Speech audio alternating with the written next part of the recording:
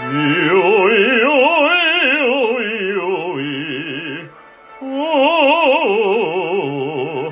ah, no.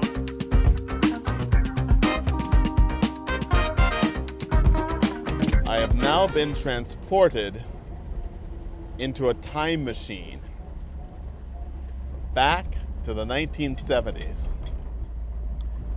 I'm in one of the hottest performance cars of the beginning of that decade, a 1971 Plymouth Hemi Cuda, the mighty 426 Hemi Cuda. This is a car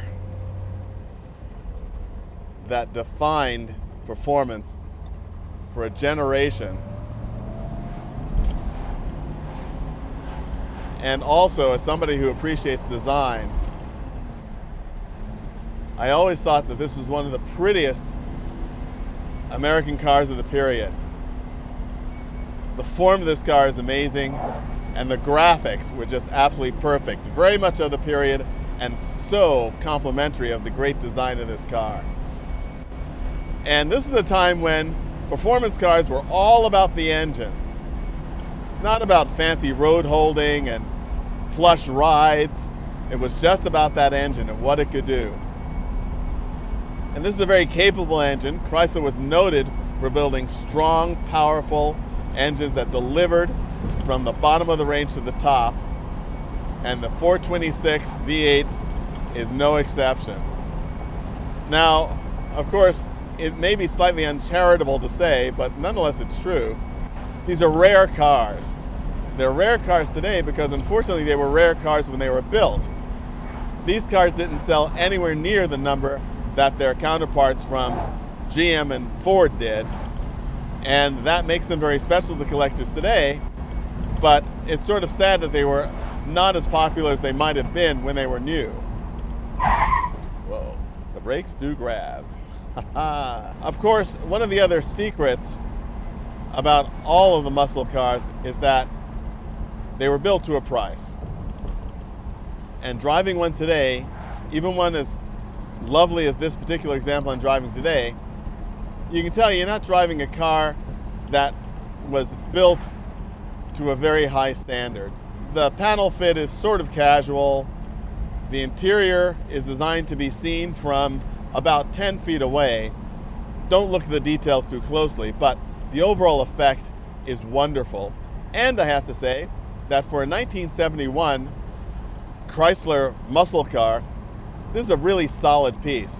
There are no rattles or squeaks anywhere in it, and it probably is arguably about as good as it was when it left the factory that day back in 1971. And it must have been to a very, very lucky owner indeed, because to have a car like this was to be at the top of the heap of your neighborhood street racers. One of the things about this Hemi Cuda that really takes you back is this great pistol grip gear shift knob. It's an absolute amazing piece of art, and it really is quite functional as well as being incredibly stylish. Feels right. The little thumb rest here. It feels almost like the sequential shifter in a modern race car. A great piece. These cars, of course, were not built for handling. It is an interesting thing that many people sort of lump the Shelby GT350 in among the ranks of the high-performance American muscle cars of the time. And of course, it's a totally different beast.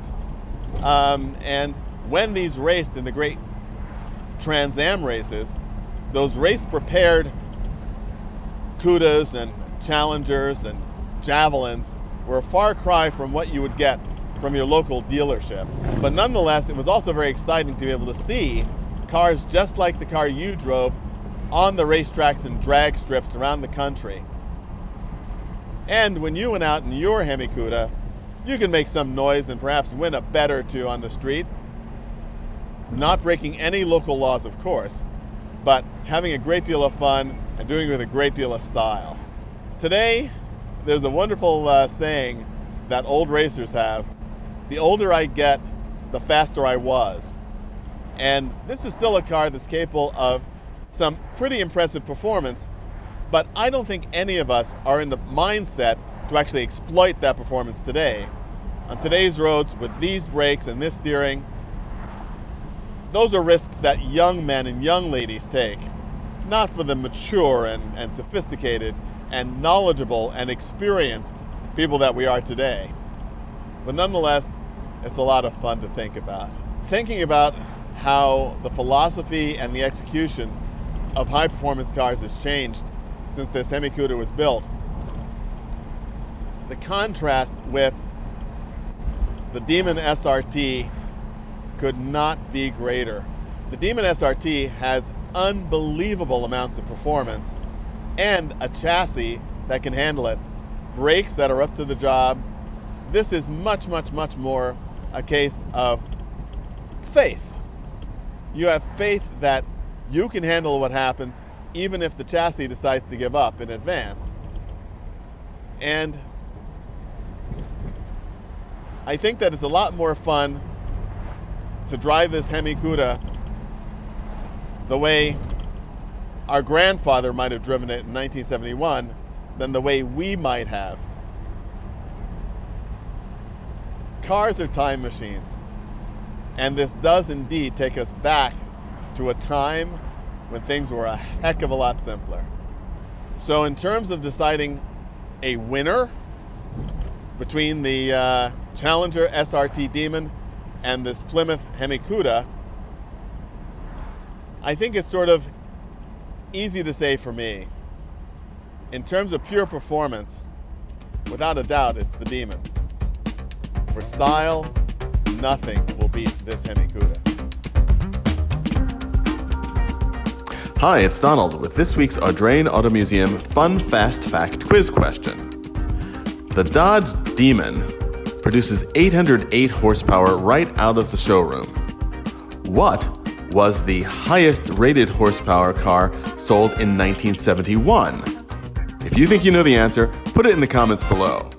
Wait for the answer from us next week. Thanks. If you like these videos, let your friends know. Subscribe, comment, share.